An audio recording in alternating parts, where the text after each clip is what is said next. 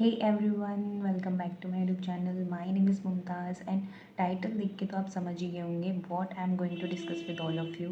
कैसे मैंने अपने स्कोर्स को 50 प्लस से 90 प्लस तक पहुंचाया within 1 year. Yes, exactly within 1 year.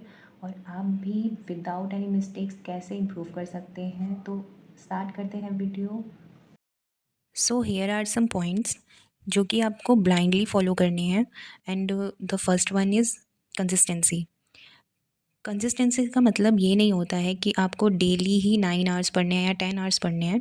आपको अपनी कन्वीनियंस के हिसाब से, अगर जैसे कि कोई फेस्टिवल आ जाता है या फिर कोई ऐसा इवेंट आ जाता है कि हम बिज़ी हो जाते हैं उसमें, बट मेक श्योर आपको ये चीज़ ध्यान में रखनी है कि हमें एक ऐसा टॉपिक या फिर ऐसा कोई सेक्शन हमें कवर करना है, ज़रूरी ही है, जो कि अगर हम कवर नहीं करेंगे तो हम काफ़ी बच्चों से पीछे हो जाएंगे। तो वो चीज़ आपको अपने माइंड में लेके चलनी है और आपको उस पर वर्क करना है। जो भी टॉपिक आपको लगता है कि अगर मैं वो एक भी दिन मिस करूँगा तो मैं काफ़ी बच्चों से पीछे हो जाऊँगा, तो वो आपको ध्यान में रखनी है वो चीज़। And please avoid procrastination. And आपको मेंटेन रखनी है अपनी कंसिस्टेंसी इसी according. So the next point is cover your basics first. इसका मतलब ये नहीं है कि सिर्फ आपने एक बार बेसिक्स को कवर कर लिया तो आप दोबारा उसको नहीं करेंगे। ये बहुत इंपॉर्टेंट है कि आपको 2-3 बार रिवीजन उसकी करनी ही है।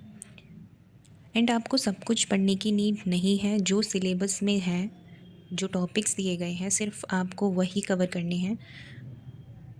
एंड जब हम किसी चीज़ की रिवीजन करते हैं, उसको बार बार रिपीट करते हैं, तो वो हमारे सबकॉन्शियस माइंड में ऐड हो जाती है वो चीज़। एंड जब भी हम क्वेश्चन सॉल्व करते हैं तो वो हमारे माइंड में एकदम क्लिक हो जाता है कि हाँ, हमें ये सॉल्यूशन इसमें करना है। So revision is most important. The next point is follow only 1 or 2 educator. Please don't scroll every time to find new video of different educators. इससे आपको काफ़ी बर्डन फ़ील होगा कि हाँ, मुझे बहुत सारी चीज़ें करनी हैं, ये भी करना है, वो भी करना है।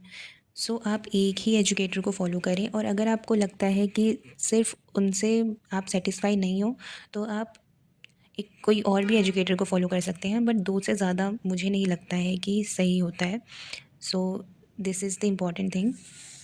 सो the next point is mock test. ये बहुत इम्पॉर्टेंट है, क्योंकि स्टूडेंट्स मॉक टेस्ट तो दे देते हैं बट उसको एनालाइज़ नहीं करते हैं सही से, जो कि बहुत बड़ी मिस्टेक होती है उनकी। जो रॉन्ग आंसर्स होते हैं उन पर ध्यान देना होता है। फिर धीरे धीरे जब एक्यूरेसी मेंटेन होने लगती है तो हमें जिन क्वेश्चन में ज़्यादा टाइम लगता है उन पर ध्यान देने की ज़रूरत होती है।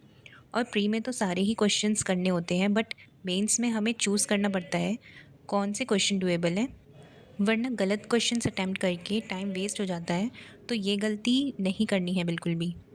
The last but not the least, but it is very very important, CA आपको डेली ही कवर करनी है, क्योंकि जब एग्ज़ाम नियर होता है हम पीडीएफ से पढ़ना शुरू कर देते हैं और हमारा माइंड बहुत ज़्यादा ब्लॉक्ड हो जाता है।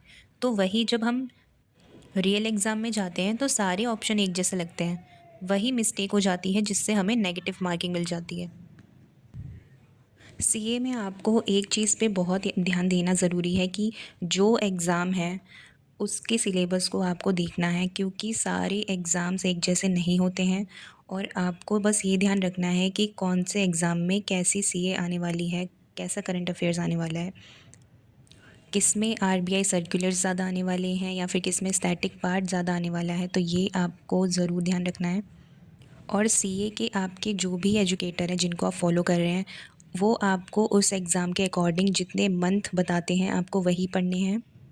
बट आपको डेली पढ़ना ज़रूरी है, क्योंकि ये गलती मैंने भी की थी लास्ट ईयर कि मैंने सोचा कि हो जाएगा, बस सीए ही तो है, हो जाती है, हम कितना भी पढ़ लें नहीं होता है। बट ये गलत है, ये माइंडसेट बहुत ही गलत है। अगर आप डेली कवर करेंगे तो कहीं ना कहीं आप कनेक्ट होंगी उस चीज़ से, तो इसलिए आपको डेली कवर करनी है। So these are the points जो कि आपको ध्यान में रखने हैं, और आपके मार्क्स इससे इम्प्रूव ज़रूर होंगे। So thank you everyone, and I hope आपको इस वीडियो से हेल्प ज़रूर मिलेगी। For more such genuine videos please do subscribe to this channel. Bye bye everyone.